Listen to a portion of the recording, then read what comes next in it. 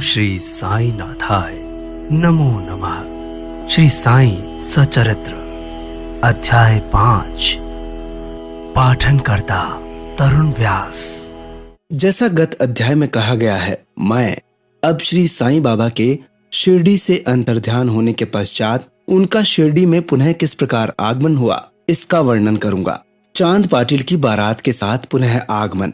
जिला औरंगाबाद के धूप गांव में चांद पाटिल नामक एक धनवान मुस्लिम रहा करते थे। जब वो औरंगाबाद को जा रहे थे तो मार्ग में उनकी घोड़ी खो गई। 2 मास तक उन्होंने उसकी खोज में घोर परिश्रम किया, परंतु उसका कहीं पता नहीं चल सका। अंत में वो निराश होकर उसकी जीन को पीठ पर लटकाए औरंगाबाद को लौट रहे थे। तब लगभग 14 मील चलने के पश्चात उन्होंने एक आम्र वृक्ष के नीचे एक फकीर को चिलम तैयार करते देखा, जिसके सिर पर एक टोपी, तन पर कफनी और पास में एक सटका था। फकीर के बुलाने पर चांद पाटिल उनके पास पहुंचे। जीन देखते ही फकीर ने पूछा, ये जीन कैसी? चांद पाटिल ने निराशा के स्वर में कहा, क्या कहूं, मेरी एक घोड़ी थी, वो खो गई है और ये उसी की जीन है। फकीर बोले, थोड़ा नाले की तरफ भी ढूंढो। चांद पाटिल नाले के समीप गए तो उन्होंने अपनी घोड़ी को वहां चरते देखकर महान आश्चर्य की अनुभूति हुई। उन्होंने सोचा कि फकीर कोई सामान्य व्यक्ति नहीं, वरन कोई उच्च कोटि का मानव दिखलाई पड़ता है। घोड़ी को साथ लेकर जब वो फकीर के पास लौट कर आए, तब तक चिलम भरकर तैयार हो चुकी थी। केवल 2 वस्तुओं की आवश्यकता रह गई थी। एक तो चिलम सुलगाने के लिए अग्नि और दूसरा साफी को गीला करने के लिए जल। फकीर ने अपना चिमटा भूमि में घुसेड़कर ऊपर खींचा तो उसके साथ ही एक प्रज्वलित अंगार बाहर निकला और वो अंगार चिलम पर रखा गया। फिर फकीर ने सटके से ज्यों ही बलपूर्वक जमीन पर प्रहार किया, त्यों ही वहां से पानी निकलने लगा और उसने साफी को भिगोकर चिलम को लपेट लिया। इस प्रकार सब प्रबंध कर फकीर ने चिलम पी और तत्पश्चात चांद पाटिल को भी दी। ये सब चमत्कार देखकर चांद पाटिल को बड़ा विस्मय हुआ। चांद पाटिल ने फकीर से अपने घर चलने का आग्रह किया। दूसरे दिन चांद पाटिल के साथ फकीर उनके घर चला गया और वहां कुछ समय तक रहा। पाटिल धूप गांव का अधिकारी था। उसके घर पर उसके साले के लड़के का विवाह होने वाला था और बारात शिरडी को जाने वाली थी। इसीलिए चांद पाटिल शिरडी को प्रस्थान करने का पूर्ण प्रबंध करने लगा। फकीर भी बारात के साथ शिरडी ही आ गया। विवाह निर्विघ्न समाप्त हुआ और बारात कुशलता पूर्वक धूप गांव को लौट गई, परंतु फकीर शिरडी में ही रुका रहा और जीवन पर्यंत वहीं रहा। फकीर को साईं नाम कैसे प्राप्त हुआ? जब बारात शिरडी में पहुंची तो खंडोबा के मंदिर के समीप महाल सापति के खेत में एक वृक्ष के नीचे ठहराई गई। खंडोबा के मंदिर के सामने ही सब बैलगाड़ियां खोल दी गई और बारात के सभी लोग एक एक करके नीचे उतरने लगे। तरुण फकीर को उतरते देखकर महाल सापति ने कहा, आओ साईं, आओ आओ साईं, और ऐसा कहकर उनका अभिनंदन किया और अन्य उपस्थित लोगों ने भी उन्हें साईं शब्द से ही संबोधित किया और उनका आदर किया।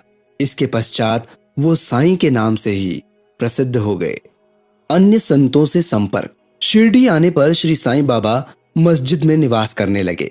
बाबा के शिरडी में आने के पूर्व देवीदास नाम के एक संत अनेक वर्षों से वहां रहते थे। बाबा को वो बहुत प्रिय थे। वो उनके साथ कभी हनुमान मंदिर में और कभी चावड़ी में रहते थे। कुछ समय के पश्चात जानकीदास नामक एक संत का भी शिरडी में आगमन हुआ। अब बाबा जानकीदास से वार्तालाप करने में अपना बहुत सा समय व्यतीत करने लगे।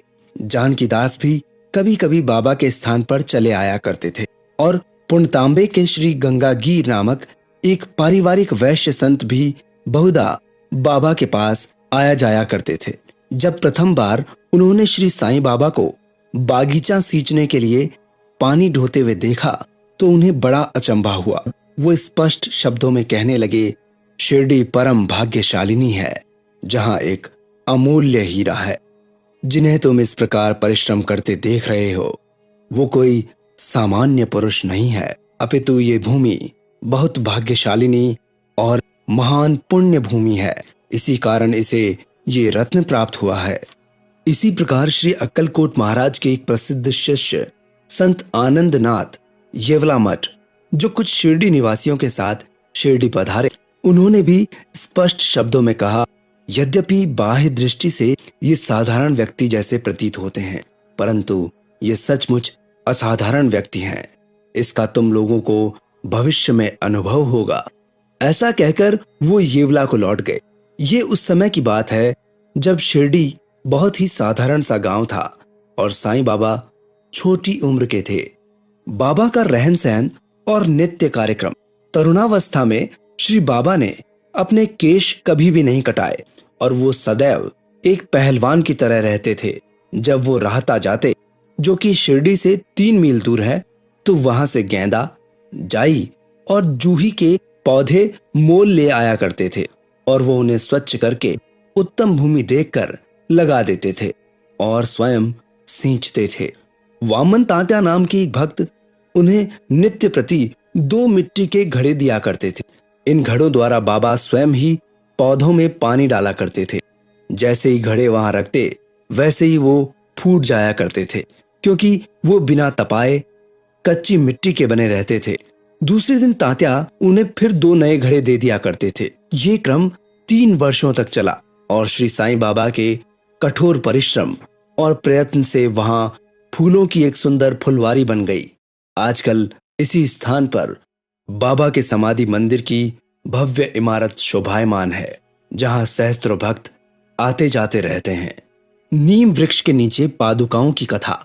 श्री अक्कलकोट महाराज के एक भक्त, जिनका नाम भाई कृष्णा जी अलीबागकर था, वो अक्कलकोट महाराज के चित्र का नित्य प्रति पूजन किया करते थे।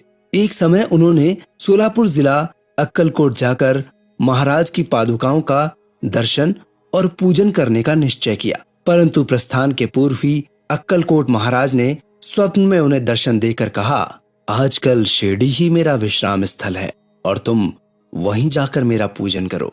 इसलिए भाई ने अपने कार्यक्रम में परिवर्तन करके शिरडी आकर श्री साईं बाबा की पूजा की और वो आनंद पूर्वक शिरडी में 6 मास रहे और इस स्वप्न की स्मृति स्वरूप उन्होंने पादुकाएं बनवाई।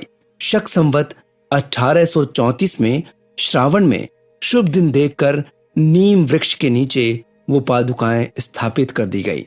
दादा केलकर और उपासिनी महाराज ने यथाविधि स्थापना उत्सव संपन्न किया।